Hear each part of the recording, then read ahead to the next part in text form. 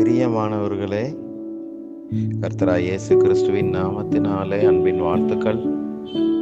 கடந்த ஜனவரி மாதம் முழுவதிலும் கண்மணி போல பாதுகாத்த தேவன் இந்த 2வது மாதத்திலும் நம்மோடு கூட இருப்பார். இந்த மாதத்திலே கர்த்தர் நமக்கு கொடுக்கிற அருமையான வாக்குத்தத்தம் யோசுவா 3ஆம் அதிகாரம் 7ஆம் வசனம். கர்த்தர் யோசுவாவை நோக்கி, நான் மோசேயோடு இருந்தது போல உன்னோடும் இருக்கிறேன் என்பதை இஸ்ரவேலர் எல்லாரும் அறியும்படிக்கு இன்று அவர்கள் கண்களுக்கு முன்பாக உன்னை மேன்மைப்படுத்துவேன். மோசே எடுத்துக்கொள்ளப்பட்டார். அதற்கு பின்பாக யோசுவா நியமிக்கப்பட்டார்.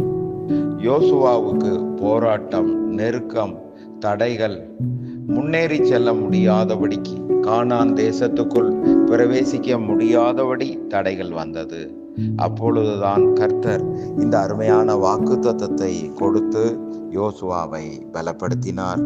ஆம் பிரியமானவர்களே, இந்த புதிய மாதத்திலும் இந்த வசனத்திலிருந்து 5 காரியங்கள் மூலமாக கர்த்தர் நமக்கு எப்படி உதவி செய்கிறார் என்பதை அறிந்து கொண்டு நாம் கர்த்தர் தருகிற பலத்தோடே ஓடி ஜெயம் பெறுவோமாக. முதலாவது காரியம், நம்முடைய தேவைகள், நெருக்கங்கள், தடைகளில் முன்னேறி செல்ல தேவாதி தேவன் நமக்கு உதவி செய்கிறார். அவரே நமக்கு உதவி செய்கிறார். 2வது காரியம், மோசேயோடே இருந்தது போல நான் உன்னோடும் கூடவே இருப்பேன் என்று கர்த்தர் தடைகளின் மத்தியிலே உற்சாகப்படுத்துகிறார். 3வது காரியமாக, நான் உன்னை விட்டு விலகுவதில்லை என்று அந்த செய்த உடன்படிக்கையை அவர் உறுதிப்படுத்துகிறார். உடன்படிக்கையின் தேவன்.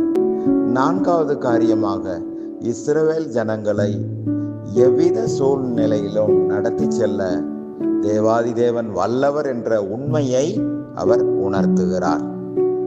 5வது காரியமாக, யோசுவாவே, உன்னை நான் உயர்த்துவேன், மேன்மைப்படுத்துவேன் என்று அவருக்கு உற்சாகம் அளிக்கிறார், ஊக்கமூட்டுகிறார்.